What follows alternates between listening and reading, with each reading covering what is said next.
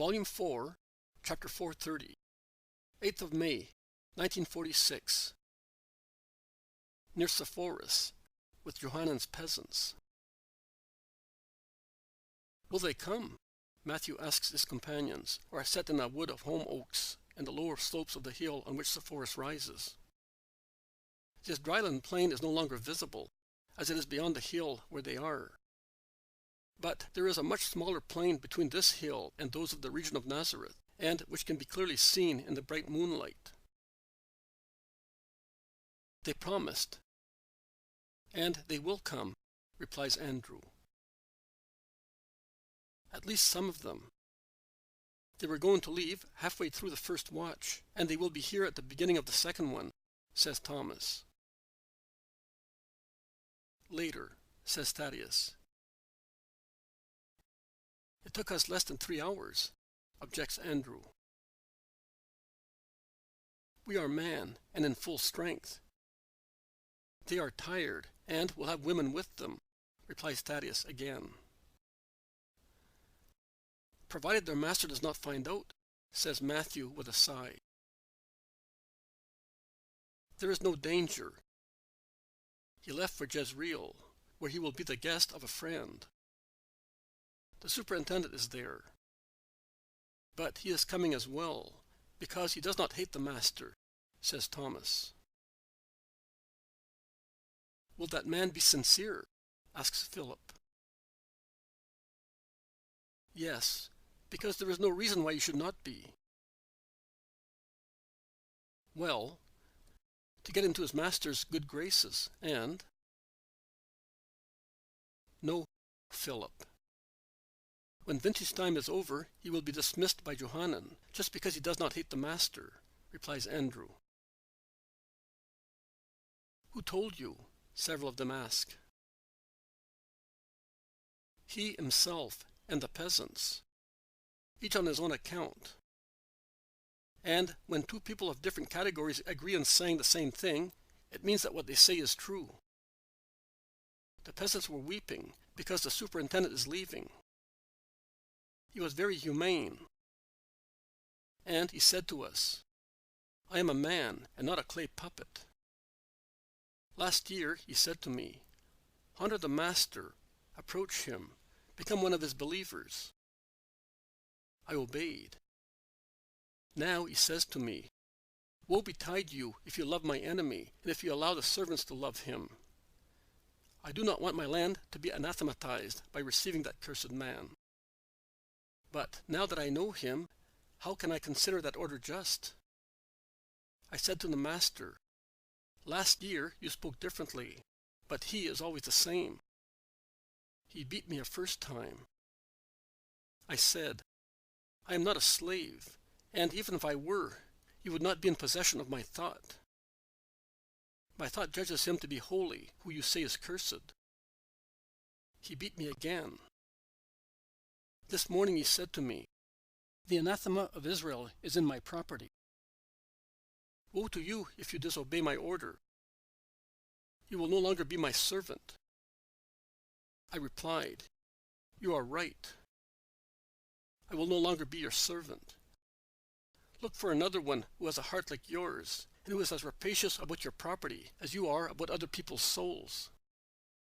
And he threw me on the ground and struck me. But the work of the year will soon be over, and at the new moon of Tishri I will be free. I am only sorry for these. And he pointed at the peasants, says Thomas. But where did you see him? In the wood, as if we were highwaymen. Micah, to whom we had spoken, had informed him, and he came while he was still bleeding, and servants and maidservants came, a few at a time, says Andrew. So Judas was right. He is familiar with the mood of the Pharisee, remarks Bartholomew. Judas knows too many things, says James of Zebedee. Be quiet. He may hear you, advises Matthew. No, he has gone away, saying that he is sleepy and has a headache, replies James. Moon. Moon in the sky, and moon in his head. It is so. He is more changeable than the wind, pronounces Peter, who has been silent so far. Yes, a real misfortune among us, says Bartholomew with a sigh. No, don't say that. Not a misfortune. On the contrary, a way to sanctify oneself, says the zealot. Or to damn oneself, because he makes one lose one's virtues, says Thaddeus resolutely. He is a poor wretch, remarks Andrew sadly. There is silence. Then Peter asks, "But is the master still praying?" "No. While you were dozing, he passed by and joined John and his brother James, placed as sentries on the road. He wants to be with the poor peasants at once. Perhaps it is the last time you will see them," replies the zealot. "Why the last time? Why? Don't say that. It seems to bring bad luck," says Thaddeus excitedly. "Because you can see it. We are persecuted more and more. I don't know what we will do in future. Simon is right. Hey, it will be lovely to be all spiritual. But if we had been permitted to have a little humanity, a pinch of protection from Claudia would have done no harm," says Matthew. "No. It is better to be alone, and above all, to be free from contacts with the heathens. I do not approve of them," says Bartholomew resolutely. "Not much myself. But the Master says that his doctrine must spread all over the world, and that we have to do that. We have to sow his words everywhere. So we will have to adapt ourselves to approaching Gentiles and idolaters," says Thaddeus. "Impure people. It seems to me something sacrilegious. Wisdom to pigs. They have a soul, too, Nathaniel. You felt sorry for the girl yesterday. Because she is a mere nothing which is to be perfected. She is like a newborn baby. But the others. And she is not a Roman. Do you think that the Gauls are not idolaters? They have their cruel gods as well. You will find out if you have to go and convert them," says the zealot, who is more learned than the others, I would say, in a cosmopolitan manner. "But she does not belong to the race of those who are profaning Israel. I will never preach to the enemies of Israel, neither to the present nor to the old ones." "Then you will have to go far away, among the Acroboreans, because it does not seem so, but Israel has had a taste of all the neighboring peoples," says Thomas. "I will go far away. But here is the Master. Let us go and meet him. How many people! They have all come, even the children. The Master will be happy." They join the Master, who is advancing with difficulty on the meadow, pressed as he is by so many surrounding him. "Is Judas still absent?" asks Jesus. "Yes, Master, but we will call him, if you wish so." "It is not necessary. My voice will reach him where he is." and his free conscience speaks to him with its own voice. It is not necessary for you to add your voices and force a will. Come, let us sit down here with our brothers. And forgive me if I have not been able to break the bread with you in a feast of love. They sit in a circle with Jesus in the center, and Jesus wants around him all the children who press against him affectionately and full of confidence. Bless them, Lord, that they may see what we long to see.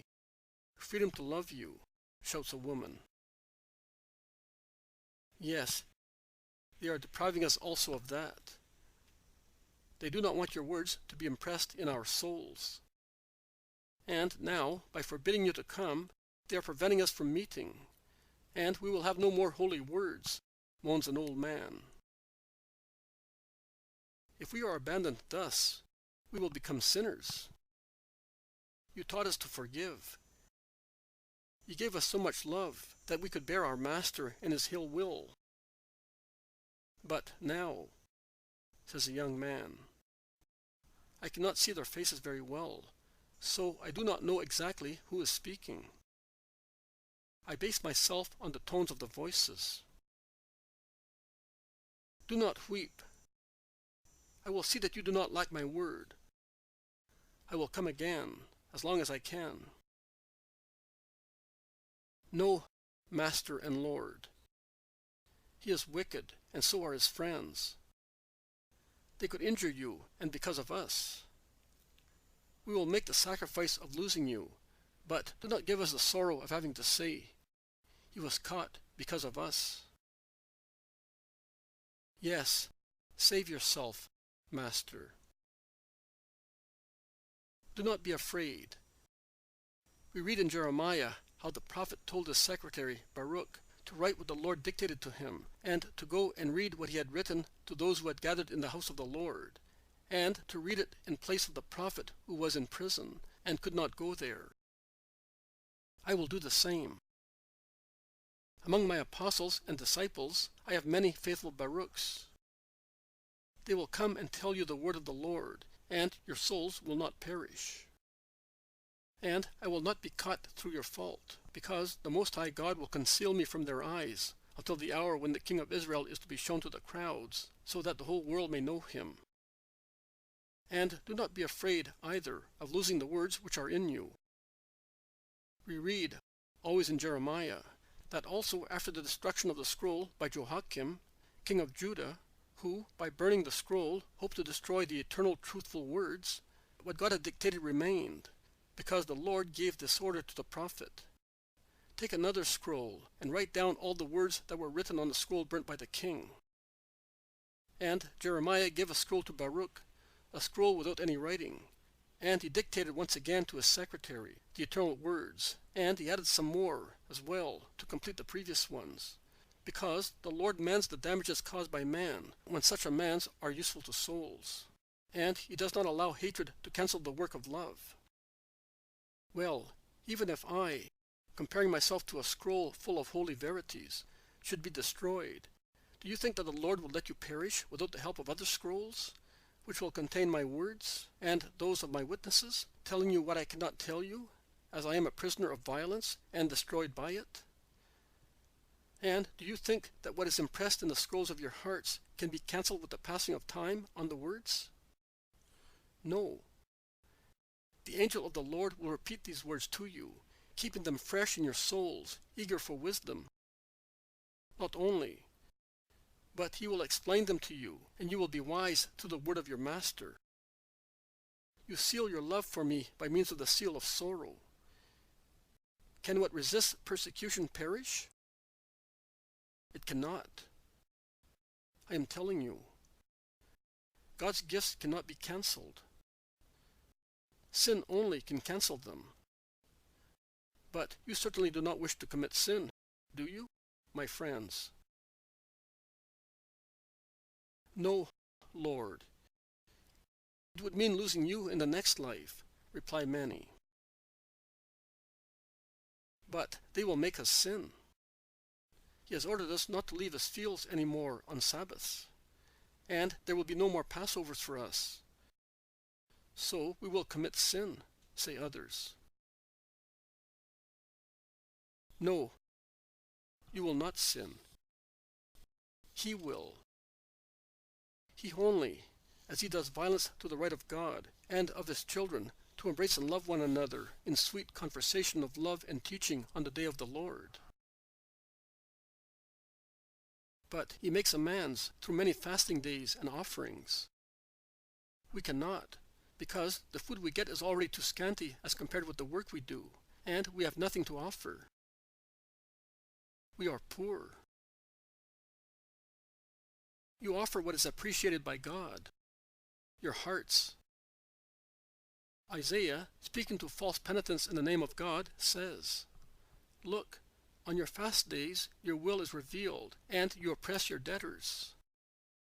Look, you fast to quarrel and squabble and fight cruelly. Do not fast any more as you have done so far, if you want to make your voice heard on high.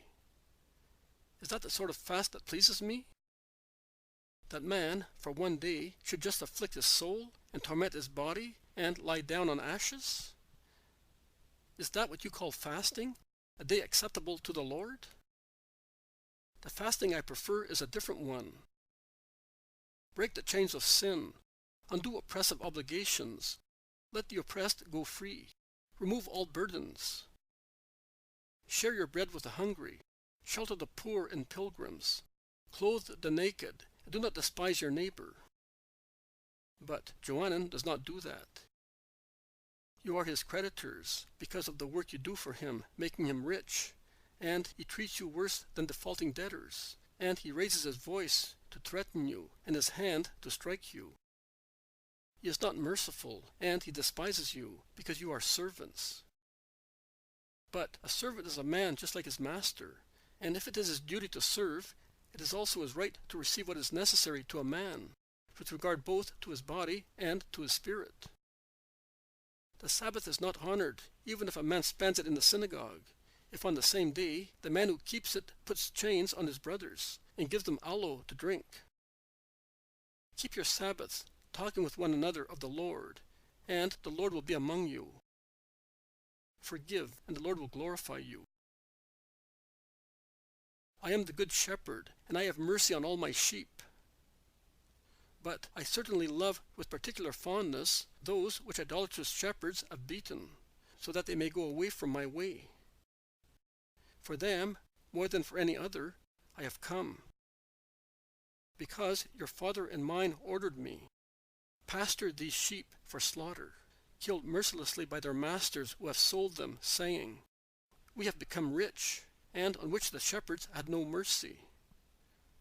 Well, I will pasture the flock for slaughter, O poor people of the herd, forsaking to their wickedness those who distress you and afflict the father who suffers in his children. I will stretch my hand to the little ones among the children of God, and I will draw them to me, so that they may have my glory. The Lord promises that through the lips of the prophets who celebrate my pity and power as shepherd. And I promise directly, you who love me, I will provide for my flock. To those who accuse good sheep of making the water turbid or spoiling the pasture to come to me, I will say, "Go away. You are the ones who cause the springs of my children to dry up and their pastures to parch." But I have led and will lead them to other pastures, to the pastures which satisfy the spirit. I will leave you a pasture for your big bellies. I will leave you the bitter spring which you made well up, and I will go with my sheep, separating the true sheep of God from the false ones. And my lambs will no longer be distressed by anything, but they will exult forever in the pastures of heaven.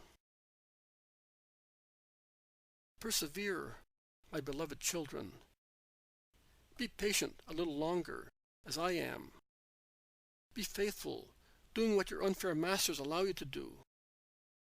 And God will judge that you have done everything, and will reward you for everything. Do not hate, even if everything urges you and teaches you to hate.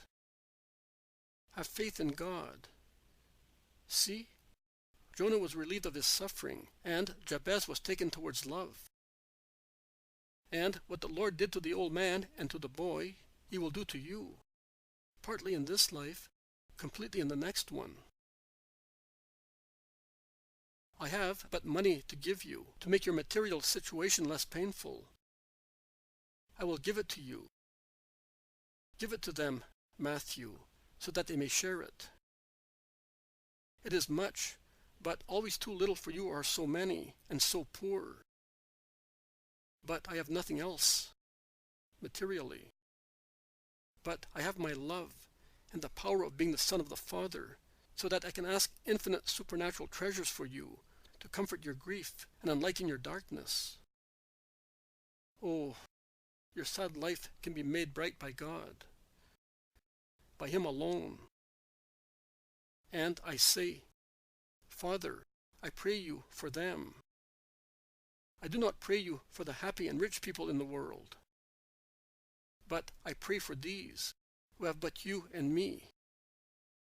Let them rise so high in the ways of the Spirit, that they may find all comfort in our love. And let us give ourselves to them with love, with all our infinite love, to fill their days and their work with peace, serenity, courage, with supernatural peace, serenity and strength, so that, as if they were estranged from the world through our love, they may endure their cavalry, and after their death, they may have you, us, infinite beatitude.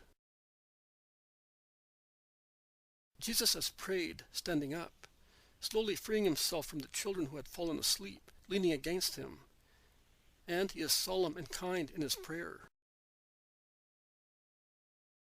He now lowers his eyes and says, I am going. You must go now, to be back in your homes in time. We will meet again, and I will bring Marcham.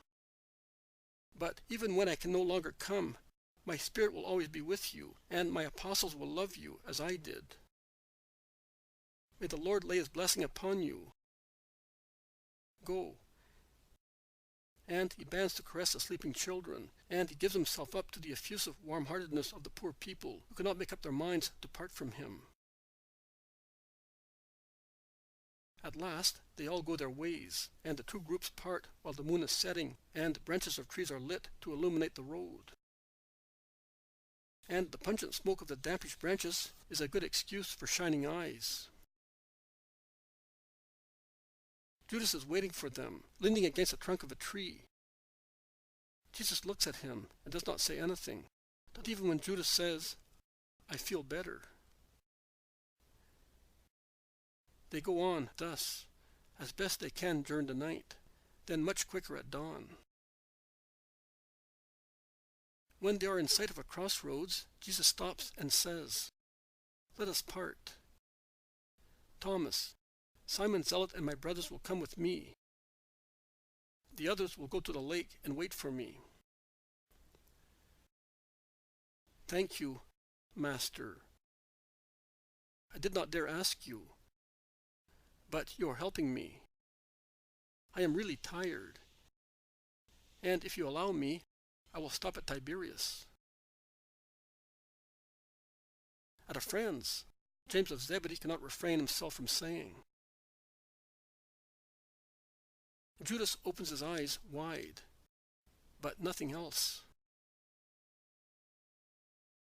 Jesus hastens to say, As far as I am concerned, it is enough if you go to Capernaum on the Sabbath with your companions. Come, that I may kiss you, you who are leaving me. And he fondly kisses the apostles who are departing, giving each of them a piece of advice in a whisper. No one objects. Peter only, when leaving, says, Come soon, Master. Yes, come soon, say the others. And John concludes, The lake will be very sad without you. Jesus blesses them again and promises, I will see you soon, and then they all go their own way.